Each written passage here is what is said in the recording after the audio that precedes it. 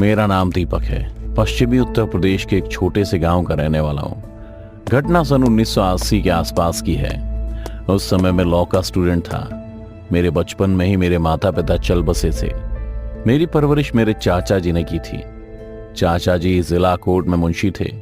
उन्होंने मुझे अपनी संतान की तरह पढ़ाया लिखाया था, लेकिन ग्रेजुएशन तक आते आते चाचा जी भी नौकरी से रिटायर हो गए। परिवार में 6 जनों का गुजर बसर बहुत ही मुश्किल से हो रहा था। चाचा जी की पेंशन ऊंट के मुंह में चीरा जैसी साबित होती थी। मैं पूरी कोशिश करता कि चाचा जी का कुछ सहयोग कर सकूं। इसी सिलसिले में मुझे जो भी छोटा मोटा काम मिलता मैं उसे कर लिया करता। मैंने रात में ऑटो भी चलाए, अखबार भी बांटे, शहर के होटल में नाइट शिफ्ट में काम भी किया, पर मुझे उतने पैसे नहीं मिल पाते कि मैं अकेला ही 6 लोगों का पेट पाल सकूं और अपनी पढ़ाई भी पूरी कर सकूं। मैं इसी सोच को कुरेदते हुए वापस अपने घर पर आ रहा था। मेरे घर के रास्ते में शमशान घाट पड़ता था। उसी शमशान घाट का एक अघोरी मुझे रोज आते जाते देखता था, और फिर एक दिन उसने मुझे टोकते हुए कहा, तुम ही दीपक हो ना? जी मैं ही दीपक हूं। क्यों, क्या हुआ? कोई काम था क्या आपको मुझसे? उसने अपनी बड़ी बड़ी लाल आंखों से मुझे घूरा, फिर भारी आवाज में बोला, बेरोजगार हो, कुछ रकम कमाना चाहोगे? मेरे मन में भी खुशी उछली। अंधे को क्या चाहिए, 2 आंखें? जी जरूर, लेकिन काम क्या करना होगा? देखो बेटा, मैं तुम्हें सब कुछ साफ साफ बता देता हूँ ताकि तुम्हें कोई भी भ्रम ना हो। बात ऐसी है कि हम ठहरे वैरागी सन्यासी अघोरी जन कल्याण के लिए कभी कभार हमें कुछ कार्य सिद्ध करने होते हैं। ऐसे कार्य ग्रह, नक्षत्रों और काल योग की जटिल गणना के बाद ही किए जाते हैं। ऐसा ही एक कार्य मैं तुमसे करवाना चाहता हूँ। इस कार्य का सही समय योग अगले शनिवार रात्रि बन रहा है। वैसे तो कोई कठिन कार्य नहीं है, मात्र 15 मिनट का काम है, जिसके बदले मैं तुम्हें पूरे 5,000 रुपए दूंगा। 5,000? मेरे दिमाग में एकदम से धमाका सा गूंजा। ऐसा क्या है सिद्धि में? मैंने बड़ी हैरत से पूछा था। इस पर अघोरी बोला, तुम्हें इससे कोई सरोकार नहीं होना चाहिए। इतना समझ लो, ये सब जन कल्याण के लिए। तुम्हें तो बस चावल पकाकर मुझे लाकर देने। 15 मिनट के 5,000 कभी कमाए जीवन में? अघोरी एक एक शब्द चबा चबा कर बोला। मैं बड़ी अजीब सी हालत में खड़ा अघोरी को देखे जा रहा था। मेरे दिल और दिमाग में बहस छिड़ गई। दिल कुछ कह रहा था और दिमाग कुछ और। जाने तो जाने दीपक, मना कर दे। तभी दिमाग ने कहा, शमशान में सिर्फ 15 मिनट रहने के 5,000 रुपए मिल रहे हैं। दीपक सोच, तेरे कितने सारे काम एक झटके में पूरे हो जाएंगे। तेरे चाचा का महंगा इलाज, तेरी पढ़ाई का खर्च, घर की मरम्मत, सब। हाँ दीपक, सब कुछ सिर्फ 15 मिनट में पूरे हो जाएंगे। हाँ कर दे दीपक, तुरंत हाँ कर दे। दिल के पास तर्क वितर्क थे तो दिमाग में अनेकों उबलती इच्छाएं भरी पड़ी थी। मेरी गरीबी और जरूरतें शमशान के अनदेखे प्रेतों से भी अधिक विकराल थी। आखिरकार दिमाग जीता और दिल हारा। ठीक है, मैं अगले शनिवार आ जाऊंगा। इतना कहकर मैं अपने घर आ गया। घर आकर भी मेरे दिल दिमाग पर अघोरी और शमशान छाया रहा। जैसे तैसे अगला शनिवार आया। मुझे आज सुबह से ही कुछ बेचैनी से महसूस हो रही थी। हालांकि अघोरी ने मुझे अकेले ही शमशान आने के लिए कहा था, लेकिन मैं इतना नादान और मूर्ख नहीं था कि एक अजनबी अघोरी की सारी बातें आंख मूंद कर मानता चला जाऊं। गांव में मेरे कई पक्के दोस्त थे, जिनमें राजवीर मेरे बचपन का लंगोटिया यार था। अघोरी के साथ हुई सारी बातचीत जब मैंने उसे बताई तो वो खुशी खुशी मेरे साथ शमशान चलने के लिए तैयार हो गया, और उसके साथ मेरे 2 दोस्त अमर और बंसी भी। अब हम 4 लोग सावधानी के तौर पर अपने साथ एक एक मजबूत सा डंडा और टॉर्च ले शमशान घाट को चल दिए। शमशान घाट के दक्षिणी भाग से कुछ दूरी पहले जंगली झाड़ियों और ऊंचे ऊंचे पहाड़ों का झुंड था।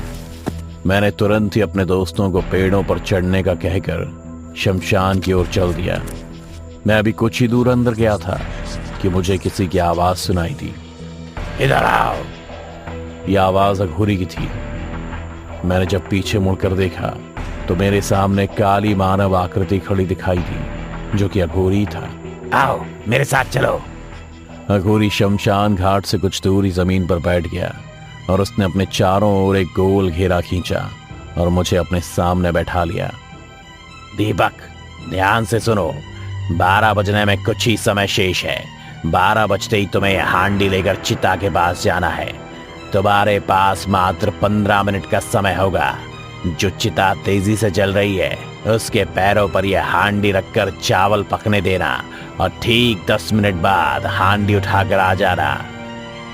ये कहकर उसने एक छोटी सी परात में कुछ सामग्री डालकर आग जलाई और धीरे धीरे मंत्र बुदबुदाने लगा। उसने कुछ मंत्र पढ़कर मेरे ऊपर भी फूंके। फिर चावलों से भरी एक हांडी में एक बोतल से पानी भरने लगा, लेकिन नहीं, ये पानी तो नहीं था। उसकी जलाई आग की मध्यम रोशनी में मैंने देखा कि उस पानी का रंग लाल था। तो क्या ही खून था? मेरे जिस्म में कपकपी की एक लहर सी दौड़ गई। मैं हिम्मत करके बैठा रहा। 12 बज गए, जाओ, तुरंत जाओ, जो कहा है करके आओ। अघोरी ये कहते ही मुझे चावलों से भरी हांडी थमा देता है। मैं भी तुरंत चावलों वाली हांडी उठा और मनी मन भगवान का नाम का जाप करता हुआ शमशान घाट के अंदर चल दिया। मैं अभी कुछ ही कदम दूर गया था कि देखा शमशान के अंदर 2 चिता सुलग रही हैं। पहली जली चिता की आग ठंडी पड़ गई थी, जबकि इस दूसरी जली चिता को देखकर लग रहा था कि इसे कुछ देर पहले ही जलाया गया है। पर सवाल यह था कि हिंदू धर्म के नियमों के अनुसार सूर्यास्त के बाद शव का दाह संस्कार नहीं किया जाता है। फिर ये सब किसने किया?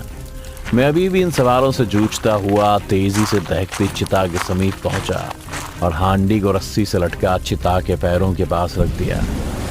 हांडी में चावलों के पकने की बुदबुदाहट साफ सुनाई दे रही थी। अभी तक सब कुछ सामान्य था। हांडी से चावलों की भाप भी उठने लगी थी। उसमें से एक अजीब सी गंध निकल रही थी। तभी मुझे लगा कि मेरे पीछे कुछ शोर सा है। अनगिनत कदमों की चाप मुझे स्पष्ट सुनाई दे रही थी। घबराहट से पहले ही होश फांकता थे। मैं अघोरी के बताए सारे निर्देश भूले जा रहा था। घबराहट और जिज्ञासा में मैंने पीछे मुड़कर देखा कि ये शोर कैसा है। हे भगवान, मेरे पीछे बड़ा ही खतरनाक नजारा था। मेरी आंखें फटी की फटी रह गईं। मेरे पैर वहीं जाम हो गए। हाथ बुरी तरह कांप रहे थे। जिस चिता से मैं चावल की हांडी को रस्सी में पकड़कर ला रहा था, उस चिता को चारों ओर से बहुत सारे बौने व्यक्तियों ने घेर रखा था। ये बौने लगभग 2.5-3 फुट के रहे होंगे। सभी के सभी गंजे और बिल्कुल नग्न अवस्था में थे। चिता से लगातार निकले जा रहे थे। इनकी संख्या कई 100 तक पहुंच गई थी। और उस पर गजब की बात यह कि इन गंजे नंगे बौनों के झुंड ने मेरी ओर भागना शुरू कर दिया। उनके मुंह से चीख चिल्लाहट भी निकलने लगी। ये हांडी हमें दे दो, ये हांडी हमें दे दो। मैं इस समय शमशान के बिल्कुल बीच में था और बौनों की संख्या निरंतर बढ़ती जा रही थी। वो एक के बाद एक लगातार चिता से निकलते जा रहे थे। तभी मेरे अंतर्मन में एक आवाज गूंजी, भाग दीपक भाग। खुद से कहते हुए मैंने शमशान से बाहर की ओर दौड़ लगा दी, लेकिन शायद मैंने भागने में देर कर दी थी। 5-7 बौनों ने मेरे पैर को पकड़ लिया था और पल पल मेरे पैर से, पाँव से मांस का लोथड़ा अलग कर रहे थे। मगर मैंने हार नहीं मानी और अपनी पूरी जी जान से शमशान से बाहर निकलने की कोशिश करने लगा कि तभी राजू, अमन और बंसी तीनों मेरे सामने अपने हाथ में डंडा लिए सीना ताने मेरे सामने खड़े थे। दीपक, तू चिंता मत कर, हम आ गए, तुझे कुछ नहीं होने देंगे। राजू के कहते ही उसके साथ साथ अमन और बंसी भी मेरी ओर दौड़ पड़े। पर उन दोनों की तादाद इतनी ज्यादा थी जिनका कोई हिसाब नहीं था। और अभी भी उस चिता से वो बौने निकलते ही जा रहे थे। इधर मेरे साथ आए मेरे दोस्तों ने हार नहीं मानी थी। वो लोग डंडे से मारते हुए इस बौने को खुद से दूर कर रहे थे और मुझे सहारे से पकड़ शमशान के बाहर ले आए। पर उनमें से एक भी शमशान घाट से बाहर नहीं आया। बस सब के सब शमशान के गेट पर एक फौज की तरह चावलों की हांडी को ही देख रहे थे, क्योंकि हम सारे दोस्त शमशान घाट से जिंदा बाहर आ गए थे। हम सब एक दूसरे को देख खुश थे, पर सबके मन में बस एक ही सवाल गूंज रहा था कि आखिर ये बौने कौन थे और किस लिए हांडी के पीछे दौड़ रहे थे। तो हम चारों सीधा उस अघोरी के पास गए अघोरी मुझे जिंदा आता देख चौंक गया और मेरे साथ मेरे दोस्तों के गुस्से से भरे चेहरे को देख उसके पसीने छूटने लगे। वो डर के मारे हमसे दूर भाग ही रहा था कि बिना कोई सवाल जवाब किए पहले तो मेरे दोस्तों ने उस अघोरी को डंडों से पीट कर उसे अधमरा कर दिया, पर अभी भी उसमें जान बाकी थी। बिना कुछ पूछे तुझे इसलिए मारा ताकि तू झूठ बोलने की गलती दोबारा ना करे, समझा? सीधा सीधा बता कौन है ये बौने और क्या चाहते थे? इस सवाल पर अघोरी ने पहले तो दम भर सांस ली, फिर आहिस्ते से कहा, बेटा हमारे दंत कथाओं में पिशाच का जिक्र है, जिसे हम लोग रक्त पिशाच के नाम से जानते हैं, जिसे एक वरदान भी मिला है और एक शाप भी, जो जन्मों से भूखा है, जो सिर्फ खून पीते हैं और अनाज खाते हैं, क्योंकि अनाज खाते ही उन्हें मुक्ति मिल जाती है। और एक रक्त पिशाच मुक्त होने पर इस धरती पर 10 सोने के सिक्के छोड़कर जाता है। इन्हीं रक्त पिशाचों को मेरे दादा ने बहुत सिद्धियों और अपनी प्रेत शक्तियों से जगाया और उन्हें इस चिता के जरिए इस दुनिया में भी लाए। अघोरी की बातें सुनकर हमें अपने कानों पर यकीन नहीं हो रहा था। तो इसका मतलब इस हांडी में जितने चावल के दाने हैं, रक्त पिशाच हर एक दाने के बदले 10 सोने के सिक्के देगा?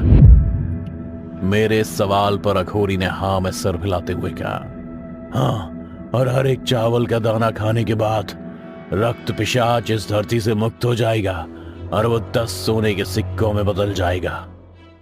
तभी राजू ने भी अघोरी से पूछा, तो अगर रक्त पिशाच को अनाज ही चाहिए तो फिर वो हमारे शरीर को क्यों नोच रहे थे? इस पर अघोरी बोला, तुम भूल रहे हो, रक्त पिशाच जन्मों का भूखा है। उसे अपनी भूख में इस कदर अंधा बना दिया है कि अब वो किसी राक्षस से कम नहीं है। रक्त पिशाच को मुक्ति अनाज के दाने से मिलेगी, भले वो कितना ही मांस खा ले। इसीलिए तो मेरे दादा ने मेरे बाप को रक्त पिशाच को परोस दिया और मैंने मेरे दादा को। पर ये लालच का पेट है जो कभी भरता नहीं। मैं और मेरे सारे दोस्त अब अघोरी की कहानी सारी जान चुके थे, पर हमें एक शक ये भी था कि अगर हमने उसे आज जिंदा छोड़ दिया तो ये फिर कल किसी और दीपक, राजू या बंसी को रक्त पिशाच का शिकार बनने मौत के मुंह में भेज देगा। इसलिए हमने चावल से भरी हांडी अघोरी को थमा दी और उसे पकड़ शमशान के अंदर फेंक दिया। शमशान के दरवाजे पर अभी भी सैकड़ों बोने रक्त पिशाच अपनी मुक्ति का इंतजार कर रहे थे। चावल की हांडी के साथ अघोरी पर भी बोने रक्त पिशाच टूट पड़े। हमने अपनी आंखों से देखा कि एक चावल का दाना खाते ही एक रक्त पिशाच 10 सोने के सिक्कों में बदल गया और जब तक हांडी में एक दाना भी चावल का बचा रहा, रक्त पिशाच चिता से निकल उस दाने को खाने के लिए आते थे। देखते ही देखते हमारी आंखों के सामने एक सोने का पहाड़ खड़ा हो गया। पर इतना खौफनाक मंजर देख किसी की भी हिम्मत नहीं हो रही थी कि कोई उस सोने को छुए भी। और उस अघोरी का तो अता पता भी नहीं था। उसकी एक एक बोटी तक किसी को नहीं मिली। पर किसी तरह मैंने हिम्मत की और चावल के एक एक दाने को खत्म होने के बाद रक्त पिशाच का दिया हुआ सारा सोना मैंने उसी शमशान के किसी कोने में दफन कर दिया, जिसकी खबर सिर्फ मुझे है, सिर्फ मुझे।